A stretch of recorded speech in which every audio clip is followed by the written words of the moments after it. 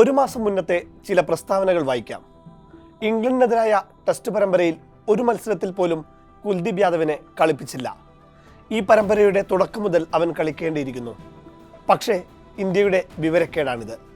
പറഞ്ഞത് ഇന്ത്യയുടെ മുൻ താരം ഫാറൂഖ് എഞ്ചിനീയർ.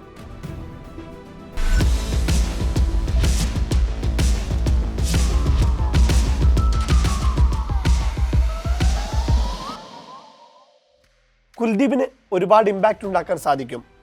എന്തുകൊണ്ടാണ് ഇന്ത്യ അവനെ കളിപ്പിക്കാത്തതെന്ന് എനിക്ക് മനസ്സിലാവുന്നില്ല. ഈ വാക്കുകൾ ഇംഗ്ലണ്ടിന്റെ മുൻ സൂപ്പർ താരം കെവിൻ പീറ്റേഴ്സന്റേത്. പ്രതിഭയില്ലാഞ്ഞിട്ടോ ഔട്ട് ഓഫ് ഫോം ആയതുകൊണ്ടോ അല്ല കുൽദീപ് യാദവിനെ ഇംഗ്ലണ്ട് പരമ്പരയിൽ കളിപ്പിക്കാഞ്ഞത്. സ്പെഷ്യലിസ്റ്റ് സ്പിന്നർക്ക് പകരം എക്സ്ട്രാ ബാറ്റർ എന്ന ഓപ്ഷനുമായി മാനേജ്മെന്റ് മുന്നോട്ട് പോയപ്പോൾ കുൽദീപ് വീണ്ടും തഴയപ്പെട്ടു. ഏഷ്യ കപ്പ് ടീമിൽ ഉൾപ്പെട്ടപ്പോഴും കുൽദീപ് കളിക്കുമോ എന്ന് അത്ര ഉറപ്പുണ്ടായിരുന്നില്ല ആർക്കും. അപ്പോഴാണ് ഇന്ത്യയുടെ മുൻ താരവും പരിശീലകനും കമന്റേറ്ററുമായ രവി ശാസ്ത്രി അഭിമുഖത്തിൽ പറഞ്ഞത്, ഈ ഏഷ്യ കപ്പിൽ നിർണായകമാകുക കുൽദീപ് യാദവായിരിക്കും.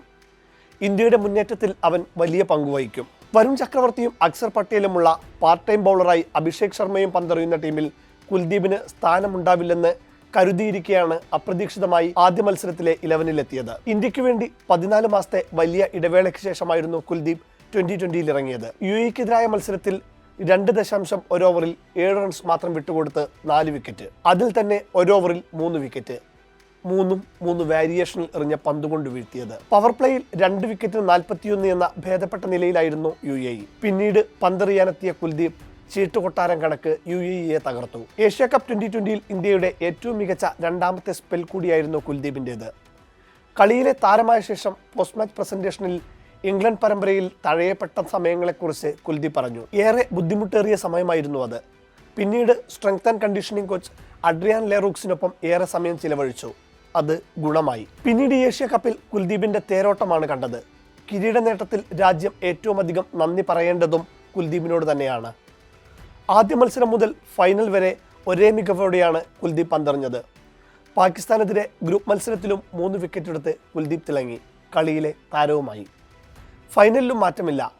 അതിശക്തമായ നിലയിൽ നിന്ന് ബലൂൺ കണക്ക് പാകിസ്ഥാനെ കെട്ടഴിച്ചു വിട്ടത് കുൽദീപാണ്. 30 റൺസിന് 4 വിക്കറ്റ്. അതിൽ 3 1 ഓവറിൽ. 4 വിക്കറ്റ് എടുത്തത് 8 പന്തിൻ്റെ ഇടവേളകളിൽ. ആ 8 പന്തിൽ വിട്ടുകൊടുത്തത് ഒരേയൊരു വൈഡിലൂടെ പോയ എക്സ്ട്രാ റൺ മാത്രം. തീർന്നില്ല. ഏഷ്യ കപ്പിന്റെ ചരിത്രത്തിൽ 36 വിക്കറ്റുകളുമായി ഏറ്റവും അധികം വിക്കറ്റുകൾ എന്ന നേട്ടവും കുൽദീപ് സ്വന്തമാക്കി. മറികടന്നത് 33 വിക്കറ്റ് സ്വന്തം പേരിലുണ്ടായിരുന്ന ലസിത് മലിംഗയെ. ഒരു ഡിഷനിൽ ഏറ്റവും അധികം വിക്കറ്റുകൾ എന്ന നേട്ടത്തിൽ അജാന്ത മെൻഡിസിനൊപ്പം എത്തുകയും ചെയ്തു.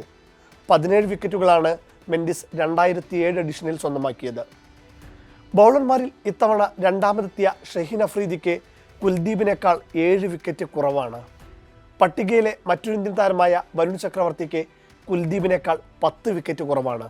വസീം അക്രം പറഞ്ഞത് ഒരിക്കൽ കൂടി ആവർത്തിക്കാം, റീപ്ലേയിൽ പോലും നിങ്ങൾക്കവനെ പിടികിട്ടില്ല. തുടർച്ചയായ തഴയൽ, പരിക്ക്, ഒടുക്കമൊരു തിരിച്ചുവരവ്, അതിൽ രാജ്യത്തിൻ്റെ കിരീട നേട്ടത്തിൽ സുപ്രധാന പങ്ക്. കുൽദീപ് യാദവ് നമുക്കും ഒരു പാഠമാണ്. തോൽക്കാൻ മനസ്സില്ലെന്ന് ഉറപ്പിച്ചാൽ മതി, ജയിച്ചോളും.